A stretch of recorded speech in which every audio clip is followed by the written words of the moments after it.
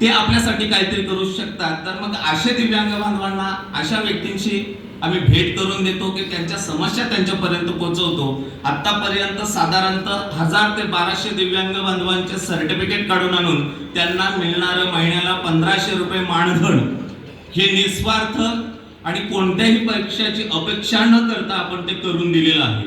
साधारणतः 100 ते 150 दिव्यांग बांधवांना आपण व्हीलचेअर वाटप केलेले आहेत। कृत्रिम हातपाय म्हणजे आतापर्यंत साधारणतः मला 3.5 ते 4,000 दिव्यांग बांधव जोडलेले आहेत आणि त्यांच्यासाठी आपण कार्य केलेलं आहे।